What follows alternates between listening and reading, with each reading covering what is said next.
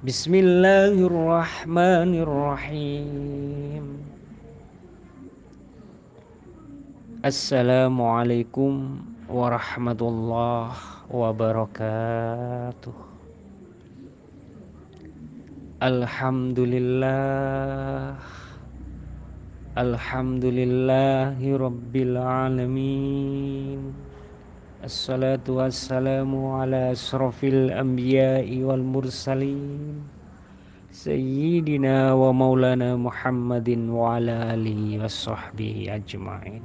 Amma ba'du. Ilahi anta maksudi wa ridhoka madlubi. Salam budaya, salam leluhur. Mari mengenal sejarah sedikit, dipersingkat, tentang silsilah dari Sayyidina Ali dan Siti Fatimah. Siti Fatimah adalah putri dari Nabi Muhammad SAW. Sayyidina Ali dan Siti Fatimah punya putra asmanipun Sayyidina Husain. Sayyidina Husain punya putra Sayyidina Ali Zainal Abidin. Kemudian punya putra Sayyid Muhammad Bakir. Kemudian punya putra Sayyid Ja'far Shadiq. Kemudian punya putra Sayyid Ali Uraidi. Kemudian punya putra Ubaidillah. Punya putra Sayyid Aisyah. Punya putra Sayyid Alwi Al-Muhajir. Punya putra Sayyid Muhammad. Punya putra Sayyid Alwi. Punya putra Sayyid Ali Qasab. Punya putra Sayyid Ahmad Shokib Mirban. Punya putra Sayyid Alawi Amil Fakih. Punya putra Sultan Abdul Malik. Sultan Abdul Malik punya putra naminipun Sayyid Ahmad Jalaluddin di Cempo atau Campa. Kemudian Sayyid Ahmad Jalaluddin mengutus Sultan Muhammad dari Pase atau Persia untuk mengirim ulama ke tanah Jawa, Indonesia. Lalu Sultan Muhammad yang dari Pase mendawuhkan mengutus ulama bernama Sayyid Jamaluddin Al-Kusaini Al-Kabir. Pada saat itu lidah Jawa nyebut Syekh Jumadil Kubro. Syekh Jumadil Kubro pertama kali datang di Pulau Jawa di Ngayogyakarta, di Turgo Gunung Merapi, yang pertama kali menyebarkan agama Islam. Syekh Jumadil Kubro masuk Jawa saat itu menghadapi tantangan yang sangat besar. Salah satu tantangan yang besar itu adalah menghadapi orang-orang aliran ajaran Bhairawa Tantra. Ajaran Bhairawa Tantra tersebut dari agama Hindu yang keras banget. Orangnya bisa ngerogo sukmo. Orang Bhairawa Tantra jika hendak rogo sukmo, orang-orangnya membentuk lingkaran, muter-muter. Pria wanita melakukan hubungan seks bebas dulu. Syahwat bawah pusar itu dipenuhi hingga sepuasnya. Perutnya dikasih makan berupa tumpeng, ingkung daging manusia. supaya pikirannya tenang, anteng, untuk dibuat ngerogo sukmo, diminumi arak. Nanti sukmanya jika udah lepas raga, supaya badannya tidak obah, tidak gerak, dikasih makan daging manusia. Ajaran Bhairawa Tantra kala itu di daerah Merapi kanan kirinya. Saat itu orang Jawa yang memeluk aliran Bhairawa Tantra bisa ngerogo sukmo. Saged sukmone lunga nyolong naminipun ngepet. Sukmonipun lunga mateni uwong naminipun santet. Sukmone lunga nyenengi uwong wedok namini pelet. Ilmu itu dulu kondang dan terkenal di Jawa.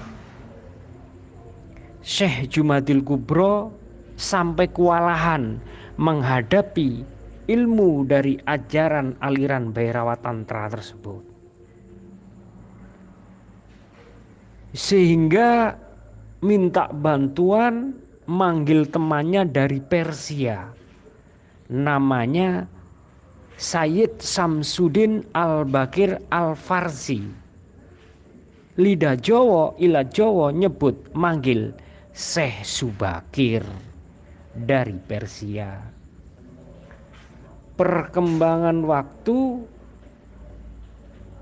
lah wujudnya apa kalau Syekh Subakir dari Persia? Di sini ada peninggalannya apa? Buktinya apa? Peninggalannya ada di masjid-masjid di Indonesia. Syekh Subakir dari Persia. Persia dulu rajanya bernama Raja Rustum. Raja Rustum sudah masuk Islam, sudah meluk agama Islam. Orang Persia dulu nyembah api, api yang didewakan. Api ditaruh di atas bangunan dinamakan api Manaro. Begitu orang Majusi masuk Islam, apinya dibuang, tidak dipakai. Yang dipakai Manaronya yang ditaruh depan masjid. Akhirnya masjid Persia depannya ada Manaro. Kemudian kepahaman itu dibawalah oleh Syekh Subakir ke Jawa, Indonesia. Sehingga depan masjid diberi menara. Menara berasal dari cagak, tiangnya api Majusi. Lah Syekh Subakir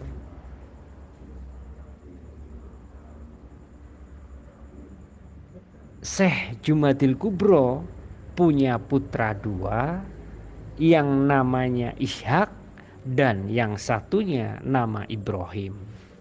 Keduanya ikut belajar ke Syekh Subakir. Lalu mencarilah, ngejar orang-orang yang meluk aliran ajaran Bhairawa Tantra.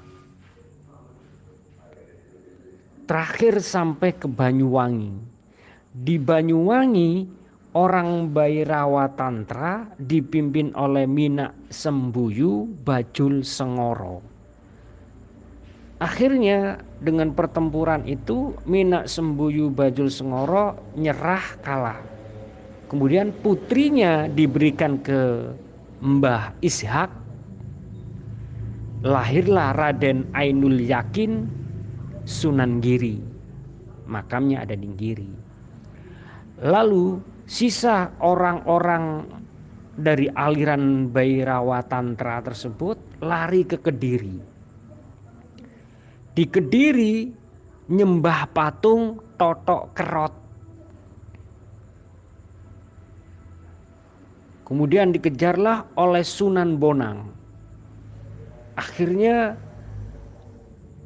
orang-orang yang aliran Bhairawa Tantra tersebut kalah, nyerah dengan kebijakan Sunan Bonang menyampaikan ajarannya beliau.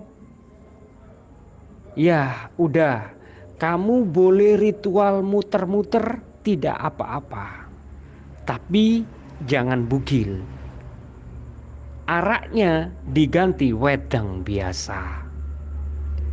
Pria wanita dianjurkan pakai baju. Tumpeng ingkung daging manusia diganti dengan ingkung daging ayam. Mantra Rogo Sukmo diganti dengan kalimat tauhid la ilaha illallah, sehingga tumpengnya halal. Kejadiannya di mana? Yaitu di daerah Pagu Pamenang, dekat patung Totok Kerot. Sehingga semenjak itu perkembangannya waktu demi waktu, Islam akhirnya ada tumpengan. Musyrik nama boten, mboten. Yang musyrik yang mana? Yang ajaran dari aliran Bhairawa Tantra yang asli, yang tumpeng pakai ingkung daging manusia, pakai arak, lanang wedok hubungan seks bebas, Rogo Sukmo santet pelet ngepet, itu yang tidak dianjurkan. Tapi setelah disarankan oleh Sunan Bonang, diperbaiki oleh Sunan Bonang, tumpengan diganti oleh daging ayam, halal. Kemudian Sunan Bonang mengajarkan pada Sunan Kalijogo. Lalu Kanjeng Sunan Kalijogo diulangkan, diajarkan kepada muridnya, yaitu Ki Gede Pemanahan.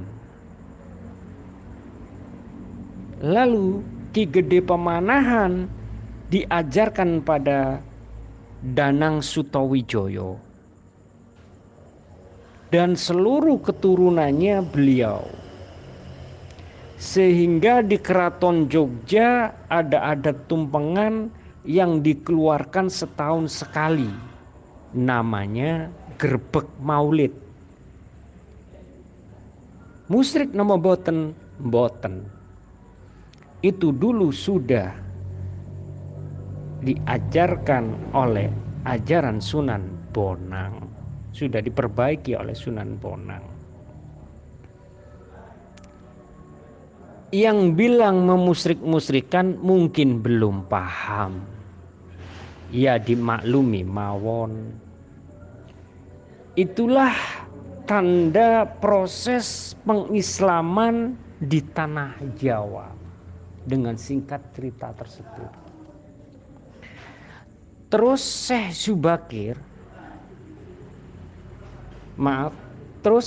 Jumadil Kubro mengajarkan Islam. Saat itu ketemu dengan orang Hindu. Yang diislamkan orang Hindu. Lah, Hindu dan Islam itu ada kemiripan simbol. Kemiripan simbol yang bagaimana? Orang Hindu punya simbol batu namanya Candi Stupa. Itu simbolnya. Orang Islam punya simbol namanya Ka'bah. Ka'bah itu dalamnya juga batu. Orang Hindu punya simbol namanya Linggo Yoni, Tugu Batu. Orang Islam punya simbol namanya Jabal Rahmah. Orang Hindu punya kebiasaan ngambil air suci. Orang Islam di Mekah punya air suci namanya air Zam-Zam. Orang Hindu melakukan perjalanan suci pakai kain selempang warna kuning. orang Islam naik haji kain selempang warna putih. Lah, setelah melakukan perjalanan suci, orang Hindu digundul, orang Islam ditahallul. Karena pada saat itu orang Hindu yang masuk Islam itu mungkin keislamannya belum kuat, sehingga pada saat itu tidak diperkenankan untuk naik haji dulu. Karena apa? Karena banyak kesamaan simbol yang dikhawatirkan nanti ke Mekah ternyata juga melihat batu juga gitu. Sehingga pada saat itu tidak dianjurkan untuk naik haji. Yang dianjurkan pada saat itu sholat di masjid-masjid. Pada zaman itu masjid ada di Jogja, di Turgu, Merapi. Sehingga dianjurkan Jumatan di Turgu 41 kali, itu ganjarannya sama dengan ibadah haji. Sehingga sampai sekarang masih ada keyakinan jika naik haji di Gunung Merapi. Lah, itulah asal usulnya. Mila ojo gampang alok-alok, ajarane wong Jawa sedaya wonten asal usule. Kemudian Syekh Jumadil Kubro punya murid namanya Samsudin. Samsudin lalu hijrah ke Jawa Barat, buat pesantren di Kerawang, namanya pesantren Al-Quran. Dikenal pesantren Kuro. Lalu Samsudin dikenal dengan Syekh Kuro. Syekh Kuro lalu punya murid namanya Datuk Kafi. Datuk Kafi lalu hijrah ke Amparan Jati Cirebon. Datuk Kafi punya murid Syarif Hidayatullah, dikenal dengan Sunan Gunung Jati, yang mengislamkan orang se-Jawa Barat. Syekh Jumadil Kubro punya putra namanya Ibrahim.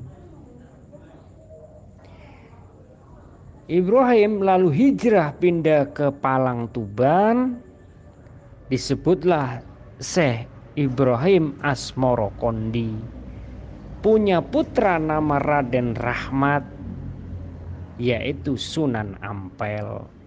Salah satunya murid dari Raden Rahmat, Datuk Ribandang. Datuk Ribandang lalu hijrah pindah ke Gunung Bawakaraeng, Sulawesi, menyebarkan agama Islam di sana. Akhirnya Raden Rahmat ini juga punya murid namanya Raden Fatah. Lah, Raden Fatah turunan dari Majapahit, dari Prabu Brawijaya V. Jika ditarik garis silsilanya, nanti akan ada Tumenggung Jayang Rono, Adipati Sawunggaling. Saat itu Majapahit kondisi carut marut, sirna ilang kertoni bumi, mula Raden Fatah mendirikan Demak. Lah, Demak itu pakai cara Majapahit, modelnya pakai model Islam. Sehingga di dalam Demak ada model baru namanya model musyarokat atau masyarakat. Ro'iyah, yaitu rakyat. Musyawarah, lalu membentuk Majelis Wali Songo. Akhirnya keputusan Majelis Wali Songo membentuk keraton baru namanya Demak Bintoro, yang dipimpin oleh Raden Fatah, sehingga akhirnya lalu diteruskan oleh Pajang. Sultan Hadiwijoyo atau Joko Tingkir. Jika ditarik garis silsilahnya nanti ada Pangeran Benowo. Pajang lalu diteruskan oleh Mataram. Mataram lalu diteruskan oleh Keraton Ngayogyakarta Hadiningrat. Sehingga di sana gelar sultan ataupun sultan. Para wali dulu mengajarkan, membimbing jalan kebaikan. Ditunjukkan jalan agama, ditunjukkan jalan bernegara. Bagaimana tentang satu suro? Dari Sayyidina Ali dan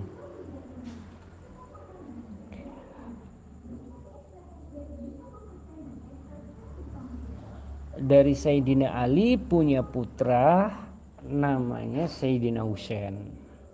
Nikoten Mekah, Medina pada masa itu terjadi kemelut politik perebutan kekuasaan. Akhirnya Sayyidina Husain pindah ke Basrah ataupun Persia. Lalu di Persia ada kemelut lagi karena konflik politik yang sangat hebat, sehingga Sayyidina Husain, cucu-cucu Nabi, terbunuh, wafat. Yang membunuh adalah Yazid bin Mu'awiyah. Peristiwa itu terjadi pada tanggal 10 Asyura. Tanggal 10 Asyura itu terbunuhnya cucu-cucu Nabi dari garis keturunan Sayyidina Ali. Maka 10 Asyura, bulan Asyura, bulan duka kaum muslimin sedunia.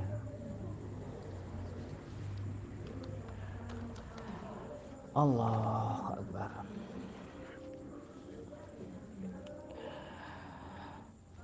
Kemudian peristiwa itu diteruskan oleh kaum muslimin Jawa Indonesia.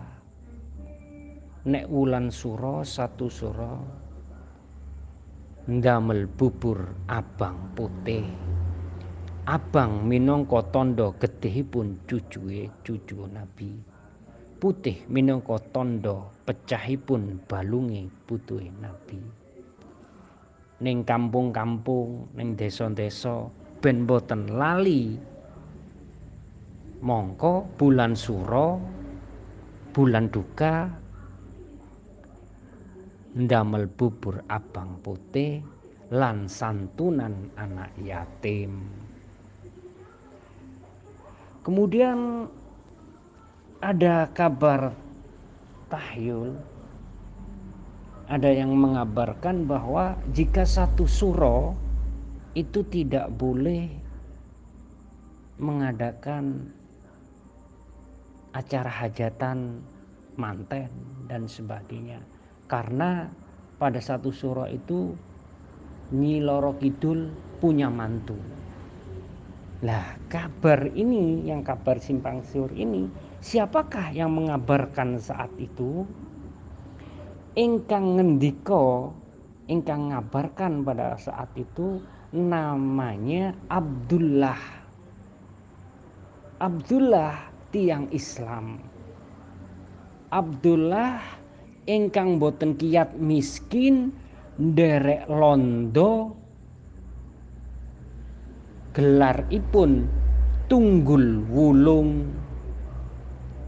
Nah, Tunggul Wulung niki sing nulis, ingkang nulis serat Sabda Palon Naya Genggong kalian Darmo Gandul Gatulucu. Lah menika sedikit ceritanipun. Nggih, ngoten rumiyin. Kirang lebihne ngapunten ingkang kathah. Amit sewu. menawi wonten kelepatin pun monggo jenengan beneraken piyambak. Ngapunten ingkang kathah, wabillahi taufik wal hidayah waridha wal inayah. Assalamualaikum warahmatullahi wabarakatuh.